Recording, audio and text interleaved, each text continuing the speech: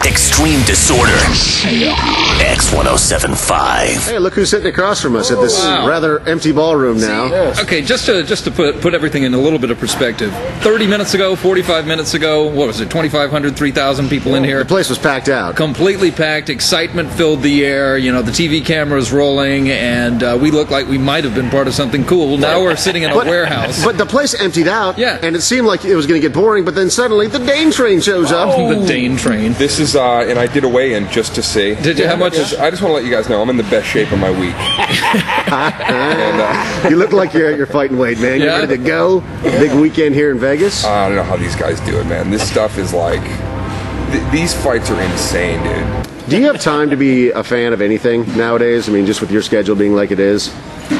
So you think you can dance? Yeah. Really? Really? That's it right You like to see the guys flip over and smash their face on the stage. Yeah. That's what they put it in every commercial. Yeah, that's exactly. I love that commercial, man. That kid goes to do the flip and just comes down and flips 9 discs. You know?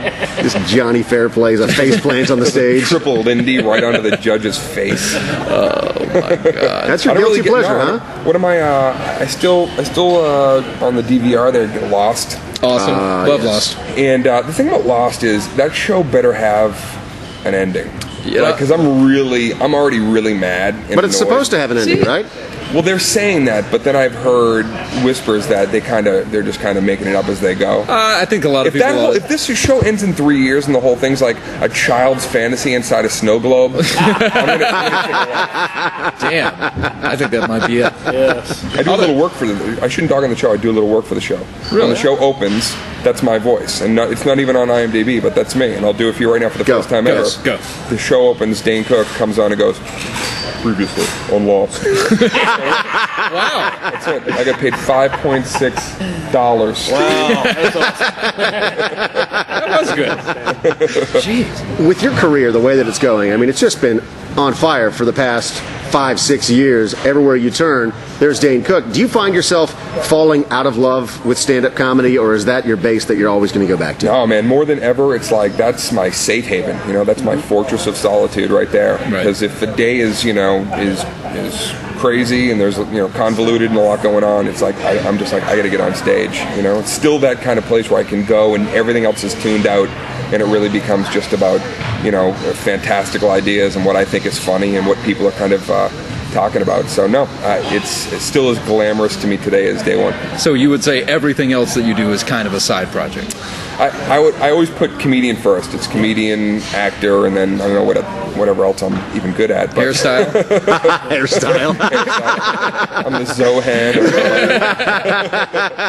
Yeah, no, that's it, man. Stand up is that's my baby right there.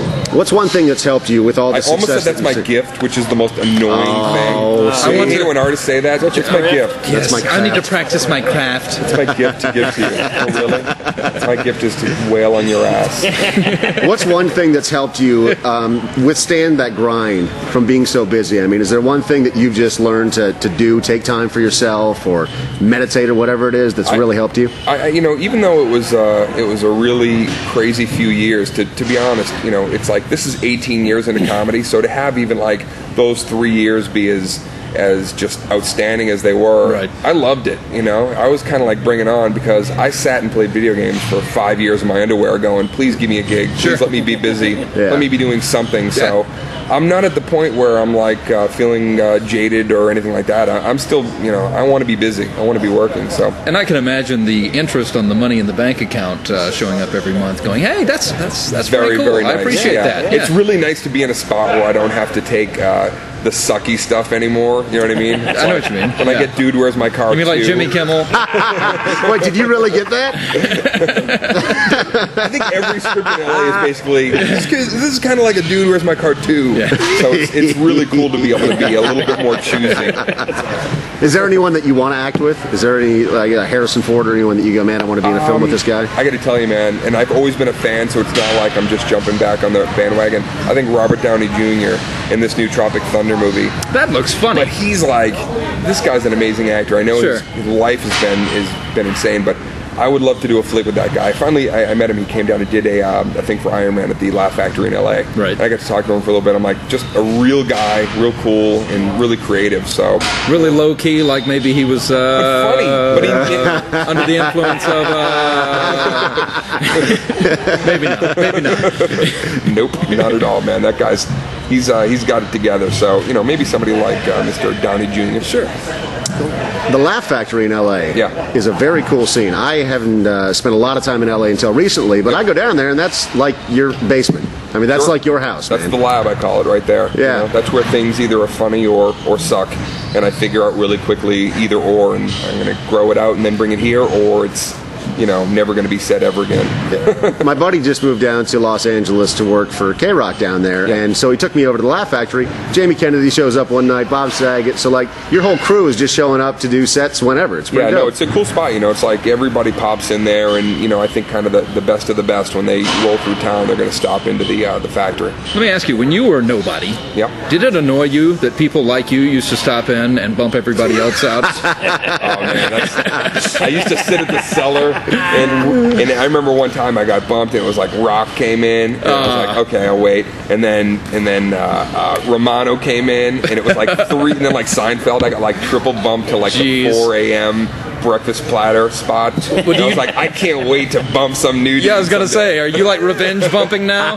No, grudge bumping. There's only one club that I really can walk into that it's like they hook me up, and that's the Factory or the Cellar in New York. I paid my dues there, so there's certain spots where you can go, and other comics, whether they like it or not, they kind of realize, all right, man, this guy paid his dues here a lot longer than I've been here. So you try to be respectful, but sometimes you gotta pop in and just do a spot, kind of on the fly. So you're not just like sitting at home, just tossing back vodka and going, I'm going to go down to the Laugh Factory. Yeah. In the middle of that fresh face is just about to go up and then leap out of a closet. I'm next. I'm going to do an hour and a half of my greatest bits. Yes.